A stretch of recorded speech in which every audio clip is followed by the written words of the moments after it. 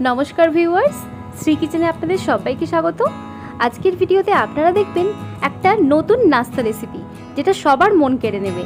এটা খেতে এতটাই ভালো হয় যা একবার খেলে দেখবেন বারবার খেতে ইচ্ছা করবে।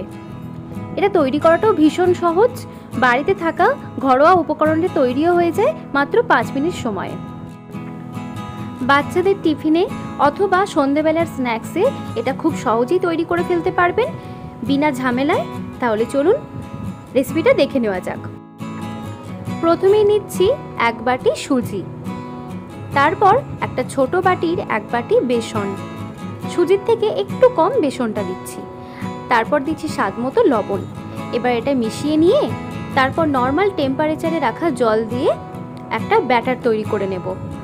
জলটা অল্প অল্প করে দেওয়াটাই ভালো, তাই দেখুন জলটা অল্প অল্প করে দিয়ে একটা ব্যাটার তৈরি করে নিচ্ছি।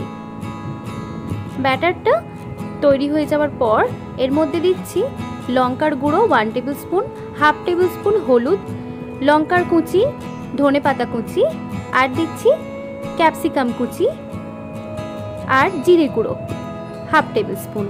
এবার এটা এই ব্যাটারের সাথে মিশিয়ে নিচ্ছি। ক্যাপসিকামটা সম্পূর্ণ অপশনাল। ব্যাটারটা তৈরি হয়ে গেলে এটাকে তুলে রেখে দেব। কড়াইতে তেল দিয়ে গরম করে রসুন কুচিটা এর মধ্যে দিয়ে একটু ভেজে নিচ্ছি। আর 2টো আলুকে গ্রেট করে রেখেছিলাম, গ্রেট করে রেখে এটাকে ভালো করে ধুয়ে নিয়েছিলাম। এখন এটাই রসুন কুচির ওপরে দিয়ে দিয়ে এটা ভেজে নিচ্ছি। একটু ভেজে নিয়ে এর উপর দিয়ে দিচ্ছি পেঁয়াজ কুচি আর এই আলুটাকে একটু নেড়ে চেড়ে ভেজে নিয়ে তারপর এর মধ্যে দিয়ে দিচ্ছি এই ব্যাটারটা। এবার গ্যাসের ফ্লেম মিডিয়ামে রেখে এটাকে নাড়াচাড়া করব যতক্ষণ না পর্যন্ত ঠিক এই রকম ড্রাই হয়ে আসে। দেখুন এটা তৈরি হয়ে গেছে। এবার এটা নামিয়ে ঠান্ডা করে নিচ্ছি। আর এদিকে একটা থালার মধ্যে তেল মাখিয়ে নিয়েছিলাম। তারপর ঠান্ডা হয়ে যাওয়ার পর এটা এর মধ্যে দিয়ে এইভাবে হাত দিয়ে চাড়িয়ে নিয়ে খুন্তির সাহায্যে এরকম শেপ দিয়ে দিচ্ছি। এটা সম্পূর্ণ অপশনাল, আপনারা যদি মনে করেন আপনারা অন্যরকমও শেপ দিতে পারেন।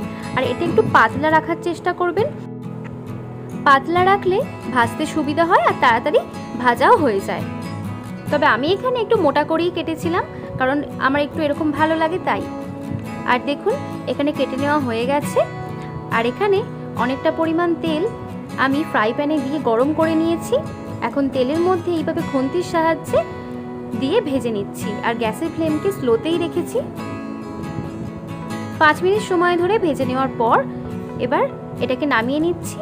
আর বাকিগুলোও ঠিক একইভাবে ভেজে নিয়েছি।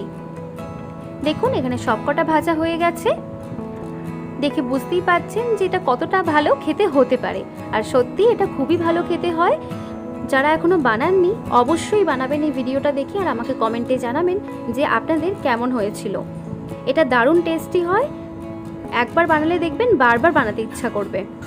আর এই ভিডিওটা যদি আপনাদের ভালো লেগে থাকে তাহলে লাইক, কমেন্ট, শেয়ার করুন। আর আমার চ্যানেলের নোটিফিকেশন বাটনটা অন করে রাখবেন, তাহলে যখনই ভিডিও দেব তখনই আপনাদের কাছে পৌঁছে যাবে। আর আমার চ্যানেলের নতুন বন্ধু হলে চ্যানেলটি সাবস্ক্রাইব করার জন্য অনেক অনুরোধ রইল।